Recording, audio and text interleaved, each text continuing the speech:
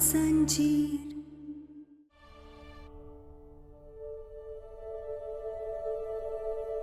Sorry क्या ना, हर जो कुछ भी हुआ नहीं होना चाहिए था। किसी को हक नहीं है तुमसे ऐसे बात करने का, पर मैं किसी की घटिया सोच को नहीं बदल सकता, इसलिए पापा की तरफ से मैं तुमसे माफी मांगता हूं। डॉक्टर बाबू, आप काहे ऐसा कह रहे हैं? आप तो हमेशा से ही हमारी हिम्मत भी बने और ढाल भी।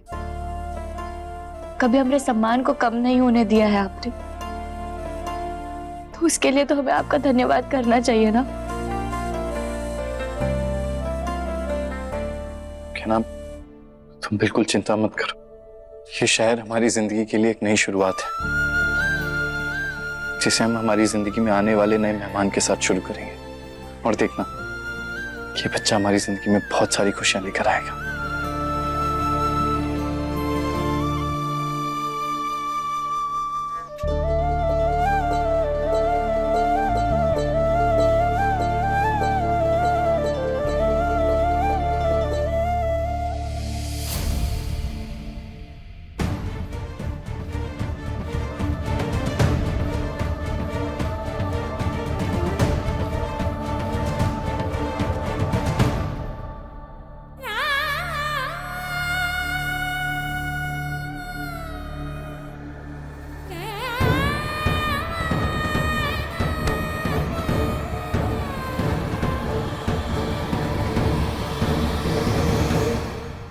क्या बात है कहना, तुम क्यों इतना परेशान हो रही हो? डॉक्टर बाबू, हमरे अंदर एक जान पल रही है, और हमें डर है इस बात का कि जब वो इस जिंदगी में आएगा तो क्या उसे भी वही बातें, वही इल्जाम सहने पड़ेंगे जो हमने सहे अब तक? क्या उसे भी वही घर वालों की नफरत से गुजरना पड़ेगा? डॉक्टर बाबू, हम ये तो जानते कि आप हमारे साथ हैं, पर अभी तक आधा परिवार हमारे साथ नहीं है, तो क्या वो हमारे बच्चे को वो दर्जा दे पाएंगे जो उसे मिलना चाहिए? मैं उस गहना के बच्चे को अपने परिवार का हिस्सा नहीं मानूंगा, कभी नहीं अपनाऊंगा उसे। अरे ऐसा क्यों कह रहे हैं आप? वो हमारे आयुष का ही बच्चा है। और आप? नहीं, वो हमारे आयुष्मान का बच्चा नहीं है। जैसे पहले गहना ने झूठ बोलकर आयुष्मान से पकड़वा शादी की थी, इस बार भी वो झूठ बोल रही है अपने बच्चे के बारे में। मुझे नहीं लगता था कि आप अपने अंधे शक के दम पर एक लड़की के लिए इतना बुरा बोल सकते हैं, चाहे वो सही हो या गलत। लेकिन मैं खुश हूं कि आयुष्मान आपकी तरह नहीं है, ध्यान रखता है वो अपने पत्नी का, और मुझे पूरा विश्वास है कि वो अपने बच्चे का भी ख्याल रखेगा। लेकिन आप ना तो अच्छे पति बन पाए और ना ही एक अच्छे पिता।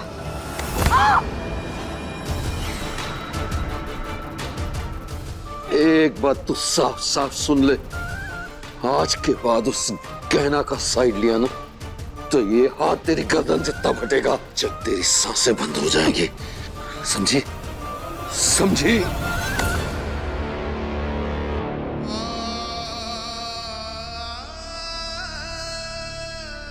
कहना, तुम हमारे बच्चे के बारे में सोचकर परेशान मत हो, और ना ही इस बात की चिंता करो कि घर वाले क्या सोचते हैं। तुम और ये बच्चा दोनों मेरी जिम्मेदारी है। डॉक्टर बाबू, आप और हम दोनों इस शहर में नए हैं, कुछ नहीं पता कि अगले पल क्या होने वाला है। हमारा घर तक नहीं है हमारे पास, और ऊपर से घर वाले भी हमारे बच्चे पर उंगली उठा रहे हैं।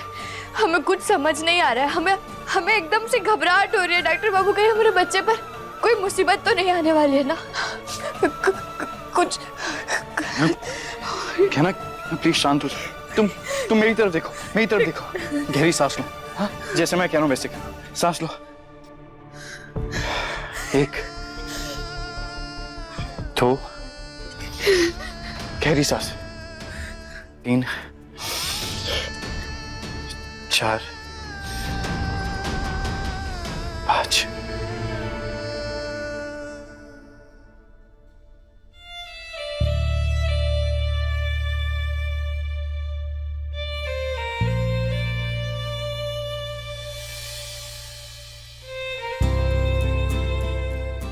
तुम अपने आने वाली जिंदगी के बारे में सोचो और मुझे बताओ कि तुम्हें क्या दिखाई देता है।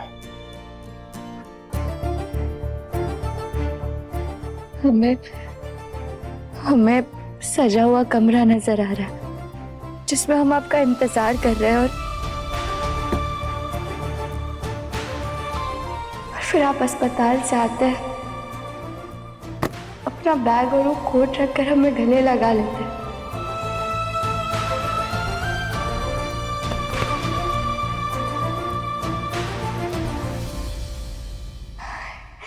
और फिर उतने में एक हमारे बच्चे के किलकारी की आवाज आती है और फिर हम दोनों उसके पास जाते हैं और उसके साथ खेलने लगते हैं।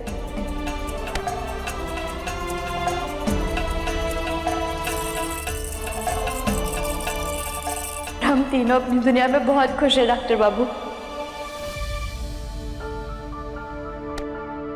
अब कैसा लग रहा है तो? अच्छा, जब भी कभी परेशान हो ना तो तुम इस बारे में ही सोचना। कहना ये बच्चा हमारी खुशियों का खजाना है, हमारी हिम्मत है, पर उससे पहले ना हमें एक दूसरे की ताकत बनना पड़ेगा। मैं जानता हूं कि ये सफर आसान नहीं होगा, बहुत मुश्किलें आएंगी, बहुत सी चुनौतियां आएंगी, पर हमें हमेशा एक दूसरे का हाथ पकड़कर उन चुनौतियों का सामना करना है। चाहे वो हमारा परिवार हो या फिर पैसे या काम को लेकर हो, मैं हमेशा एक दूसरे का साथ देना है। अपने बच्चे को वो जिंदगी देनी है जिस पे उसका हक है।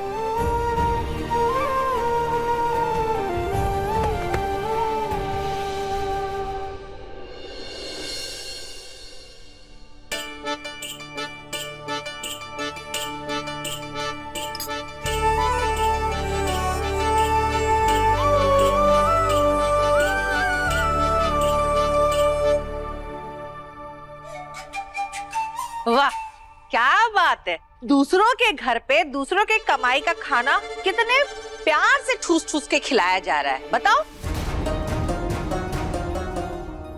ऐसा है ना बेटा कि मुफ्त की रोटी इतनी भी नहीं तोड़नी चाहिए कि सामने वाला हमें घर से ही निकाल दे, समझा?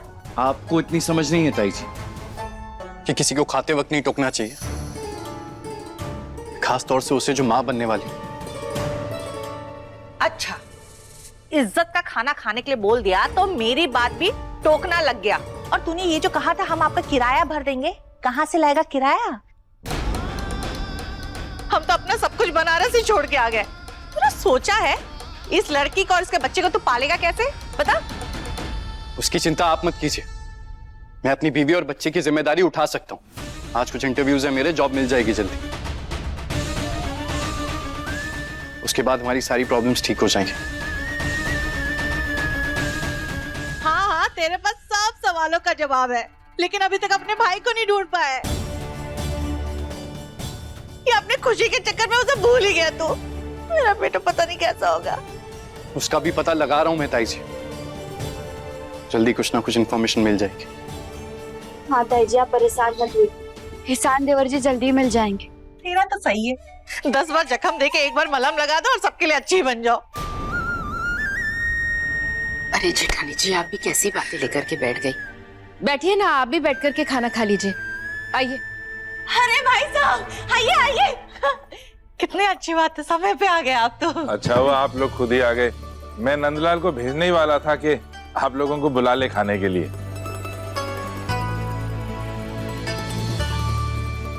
बैठिए बैठिए। हाँ हाँ हाँ, आइए। हम भी आपकी मदद कर देते हैं। क्या ना, तुम रहने दो। अरे नहीं डॉक्टर बाबू, ऐसे कैसे रहने दे, और हमसे बैठा नहीं जाता। जब तक हम काम नहीं करते ना हमें ठीक नहीं लगता। आप रहने दीजिए, हम करते। इतना सारा खाना मैं भी खाऊंगी। टिन्नी, टिन्नी, वाओ अंकल, इतना टेस्टी खाना है।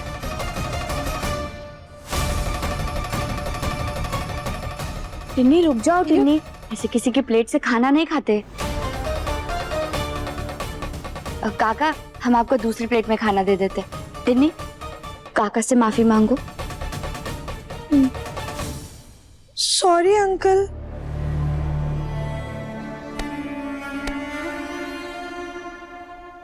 काका माफ करना, वो कहा है ना हमारी टिन्नी मासूम है, उससे गलती से हो गया। हम अभी आपको दूसरी प्लेट में खाना परोस के देते हैं।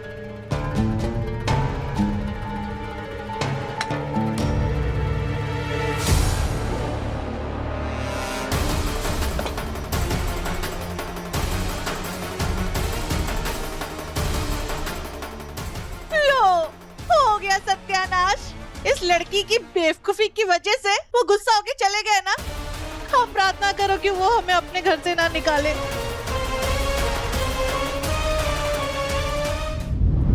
गहना के लेटेस्ट एपिसोड्स कभी भी कहीं भी अभी सब्सक्राइब करें दंगल प्ले ऐप। अपने पसंदीदा शो के फुल एपिसोड देखने के लिए अभी डाउनलोड करें दंगल प्ले ऐप।